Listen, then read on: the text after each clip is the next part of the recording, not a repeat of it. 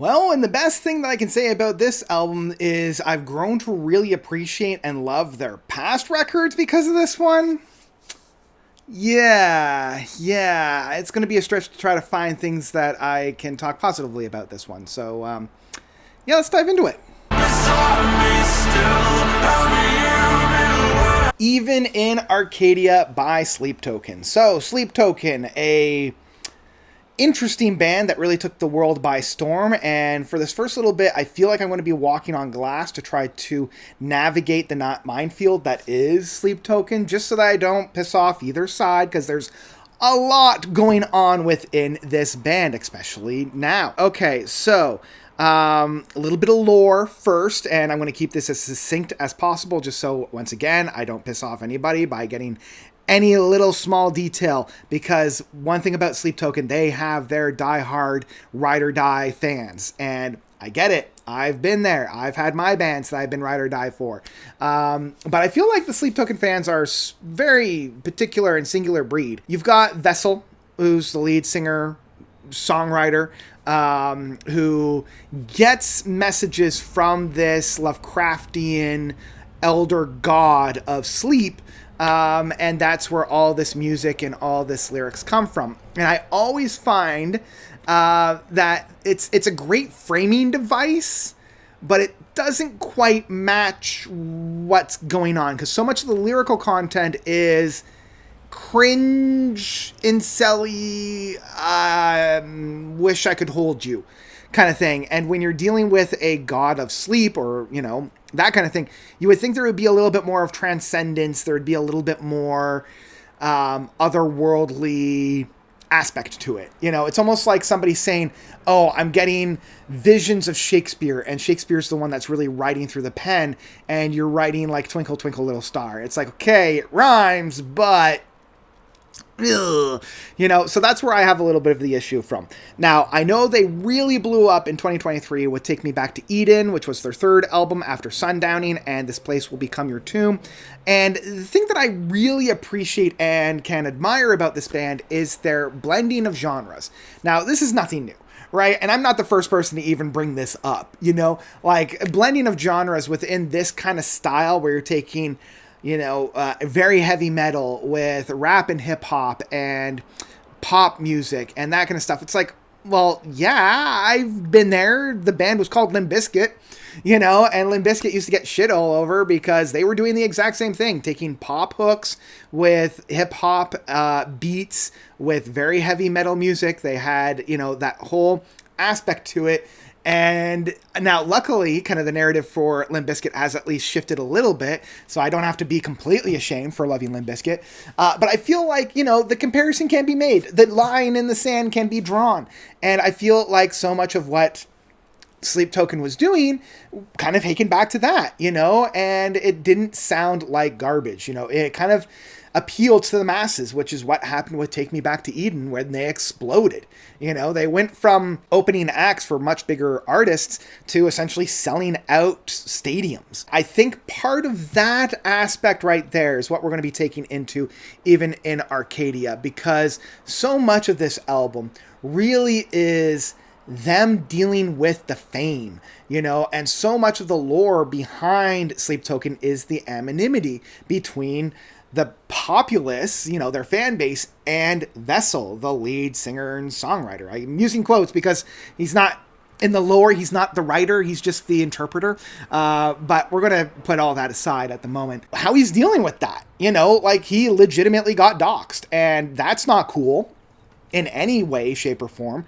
I also get putting yourself out there and running the risk of getting yourself exposed. I mean, look at Tobias Forge and Ghost. But I feel like the reason wasn't necessarily for the benefit of the lore. It was literally so there could be that arm's length between the fans and the fan base and the band, so that the band could create without having that hanging over their head.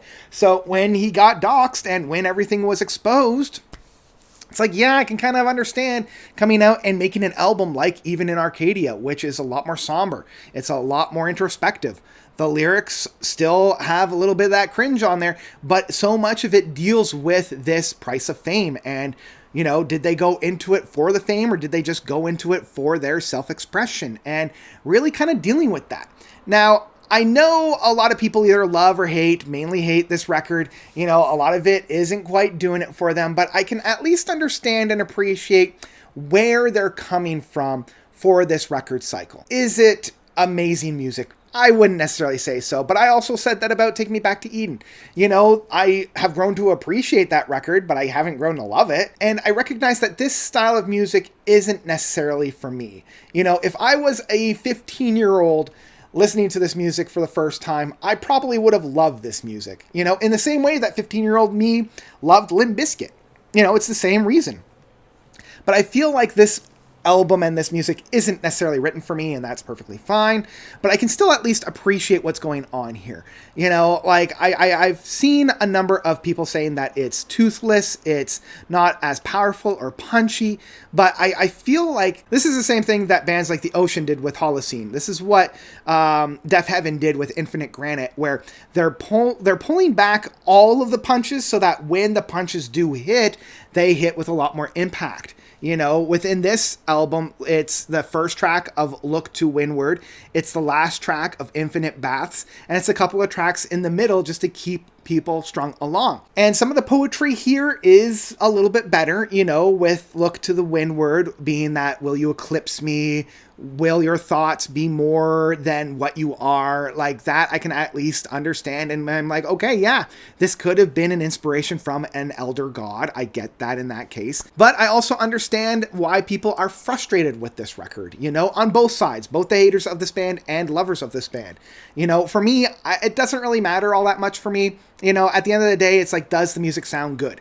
And that's even going to Vessel's voice. I think Vessel's voice on here is pristine. I love all the different effects that he's putting on there. For me, those effects don't bother me. I can see a lot of people getting really annoyed and really frustrated with the amount of effects that are being put on Vessel. All the auto-tune, all of the different tones that are being put on there, But at the end of the day, once again, does it sound good? Does it serve the song? And in both cases, I can definitively say, yes, it does.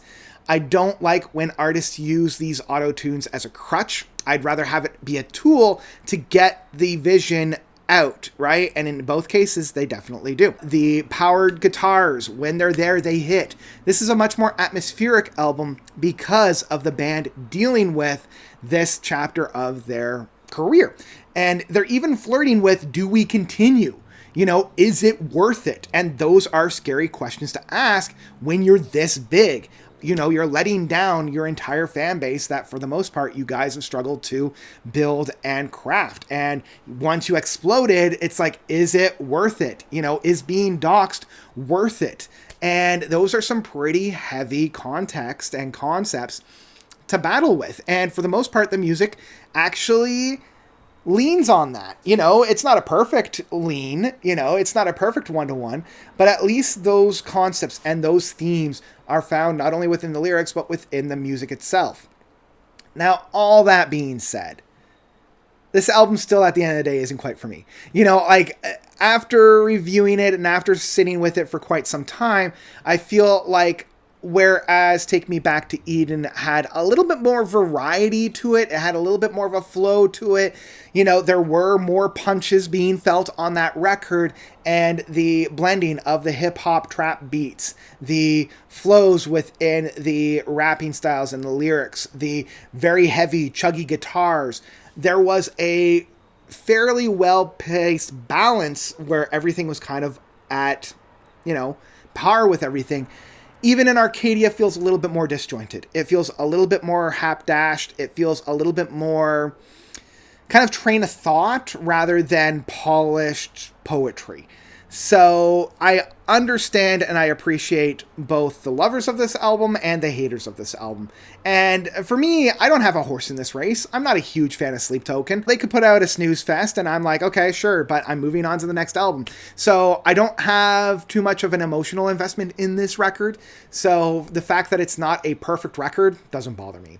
Yeah, it was an enjoyable record, and I actually found myself listening to this record more than I thought I was going to, just because of the, a little bit more of the layers that are on this album once you start peeling them back, but I would be hard-pressed to say that this is a great record or even a good record.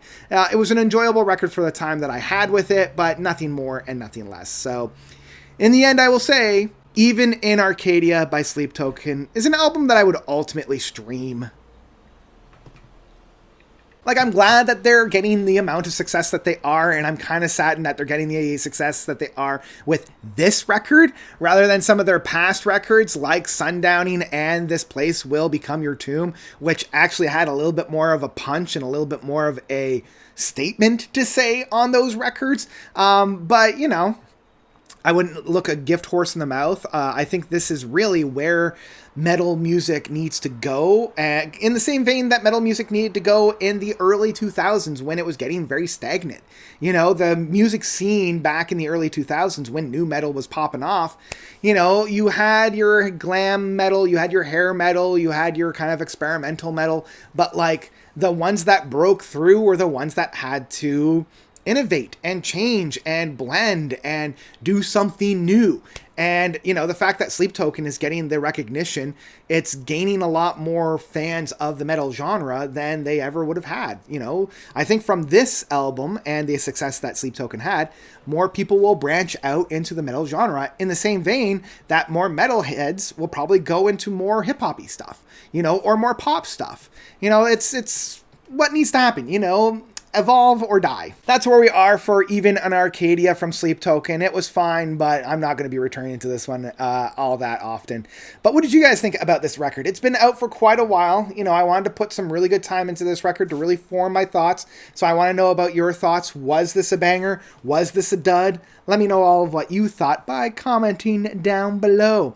And if you haven't already, please give this little channel of mine to subscribe. I'm trying to get to the next big benchmark. I'm trying to get to 18,000. My hope is to get to 20,000 by the end of the year. And we're almost at 18. So if you could give me a little subscribe, if you can tell your friends, family, anybody about my little channel, that would be the world to me. It would really mean a lot. So yeah, I think that's where I'm going to leave you guys for today. Thank you all so much for watching.